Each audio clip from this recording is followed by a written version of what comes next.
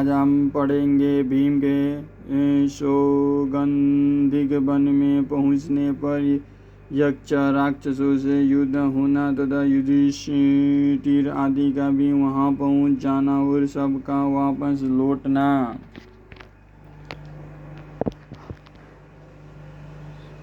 वैशंपायन जी कहते हैं, कभी पर हनुमान जी के अंतर्धन हो जाने पर महाबली भीमसेन उनके बताए हुए मार्ग से गंधमादन पर्वत पर बढ़ने लगे। मार्ग में वे हनुमान जी के विशाल विग्रह और अलौकिक शोभा का तथा दशरथ नंदन भगवान श्री राम के महात्म्य और प्रभाव का चिंतन करते जाते थे। सौगंधित वन को देखने की इच्छा से जाते हुए उन्होंने मार्ग के रमणीय वन और भवन देखे तथा तरह तरह के पुष्पित वृक्ष से सुशोभित सरोवर और नदियां देखी। इसी प्रकार और आगे बढ़ने पर वे कैलाश पर्वत के समीप कुबेर के राजभवन के पास एक सरोवर के निकट पहुंचे। भीमसेन ने वहां पहुंचकर उसका निर्मल जल जी भर कर पिया। महात्मा कुबेर इस सरोवर में जल क्रिया किया करते थे। उनके आसपास देवता, गंधर्व, अप्सरा और ऋषि रहते थे। उस सरोवर और सौगंधिक वन को देखकर भीमसेन बड़े प्रसन्न हुए। महाराज कुबेर की ओर से हजारों क्रोधवश नाम के राक्षस तरह तरह के शस्त्र और पहनावा से सुसज्जित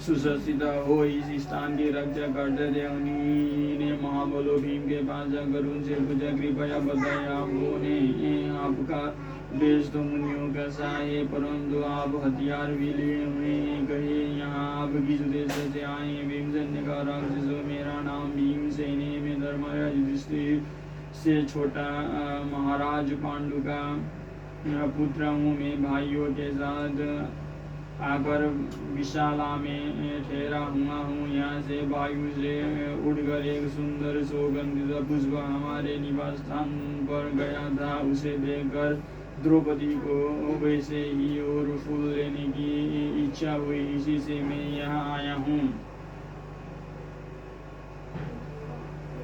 राक्षसों ने कहा, पुरुष प्रवर, यह यक्षराज कुबेर का प्रिय विरासरान है। यहाँ मरण धर्म मनुष्य विहार नहीं कर सकता। यहाँ देवर्षि, यज्ञ और देवता भी यज्ञराज से आज्ञा लेकर ही जलपान और विहार आदि कर पाते हैं। फिर आप उनका निरादर करके बलात् कमल क्यों लेना चाहते हैं? और ऐसा अन्याय करने पर भी अपने को धर्मराज का भाई कैसे कहते हैं? आप महाराज की आज्ञा ले लीजिए, फिर जल भी पी सकेंगे और कमल भी ले जा सकेंगे, नहीं तो आप कमलों की तरह झांक भी नहीं सकेंगे। भीमसेन बोले, राक्षसों, राजा लोग मांगा नहीं करते, यह सनातन धर्म है और मैं किसी भी प्रकार छात्र धर्म को छोड़ना नहीं चाहता। यह पुरुष्य सरोवर पहाड़ी झरनों से बना है, इस पर कुबेर के समान ही सबका अधिकार है। ऐसे सर्वसाधारण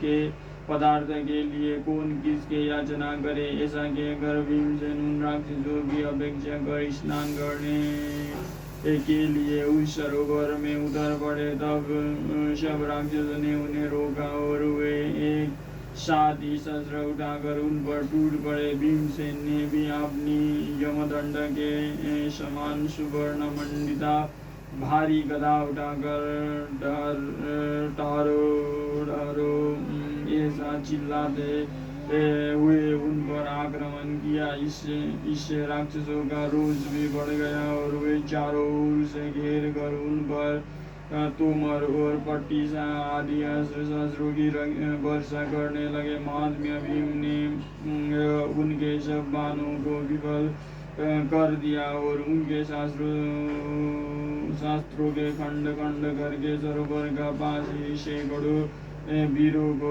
बिछा दिया। भीमसेन के मार से पीड़ित और अचेत हुए वो क्रोधवश राक्षस रणांगन से भागे और विमानों पर चढ़कर आकाश मार्ग से कैलाश की चोटियों पर चले गए। उन्होंने यज्ञराज कुबेर के पास जाकर बहुत डरते डरते युद्ध में भीमसेन के बल और पराक्रम का वर्णन किया। इधर भीम सुगंधित रम्य कमलों को बीनने लगे। राक्षसों के बात सुनकर कुबेर बड़े हंसे और बोले, मुझे इन सब बातों का पता है। द्रौपदी के लिए भीमसेन को जितने कमल चाहिए उतने ले जाए। इससे राक्षसों का क्रोध ठंडा पड़ गया और वे भीमसेन के पास आए। इधर बदरिकाश्रम में भीमसेन ने युद्ध की सूचना देने वाला बड़ा मेघवान तीखा और धूल बरखाने वाला वायु चलने लगा। वहाँ बार बार बड़ी गड़गड़ाहट के साथ पृथ्वी पर उल्कापात होने लगा, जो सबके हृदय में बड़ा भय उत्पन्न कर देता था। धूल से ढक जाने के कारण सूर्य का तेज मंद पड़ गया, पृथ्वी डगमगाने लगी, दिशाएं लाल लाल हो गई, मृग और पक्षी चित्कार करने लगे। सब और अंधेरा ही अंधेरा छा गया, आंखों से कुछ भी नहीं सूझता था। इनके सिवा वहाँ और भी अनेकों भयंकर उत्पात होने लगे। ऐसी विचित्र स्थिति देखकर धर्मपुत्र युधिष्ठिर ने कहा, पांचाली भीम कहाँ है? मालूम होता है कि वो कहीं कुछ भयंकर कर्म करना चाहता है अथवा कुछ कर बैठा है।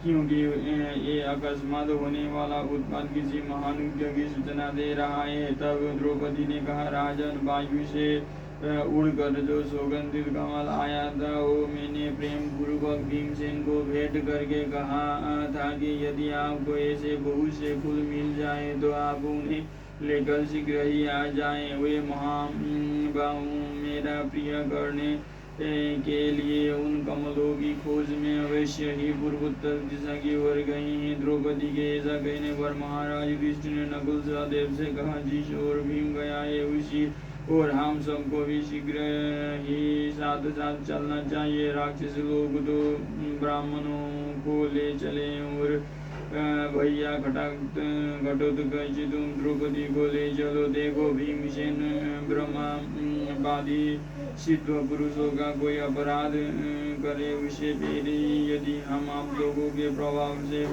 पहुंच जाएं तो बहुत अच्छा है। तब घटोत्कच इत्यादि सब राक्षस जो आ गया ऐसा कहकर पांडवों और अनेकों ब्राह्मणों को उठाकर लोमश जी के साथ प्रसन्न चित्त से चल दिए, क्योंकि वो अपने लक्ष्य स्थान कुबेर के सरोवर को जानते थे। उन्होंने शीघ्र ही जाकर एक सुंदर वन में कमल की गंध से सुशोभित एक अत्यंत मनोहर सरोवर देखा। उसी के तीर पर उन्हें परम तेजस्वी भीमसेन दिखाई दिए और उनके पास ही अनेकों मरे हुए यज्ञ भी देखे।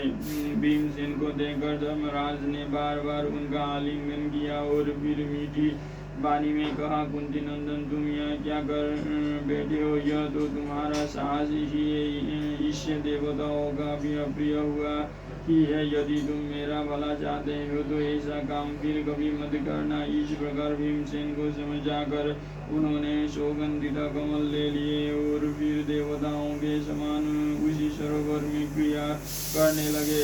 इतने में ही उस पवित्र के रक्षक विशालकाय यज्ञ राक्षस प्रकट हो गया। उन्होंने धर्मराज, नकुल सहदेव, महर्षि लोमश तथा दूसरे ब्राह्मणों को देखकर विनय से झुककर प्रणाम किया। धर्मराज के सांत्वना देने से वे कुबेर के दूत शांत हुए और कुबेर को भी पांडवों के आने की सूचना मिल गई। फिर अर्जुन के आने की प्रतीक्षा करते हुए उन्होंने कुछ समय तक वहाँ गंधमादन के शिखर पर ही निवास किया।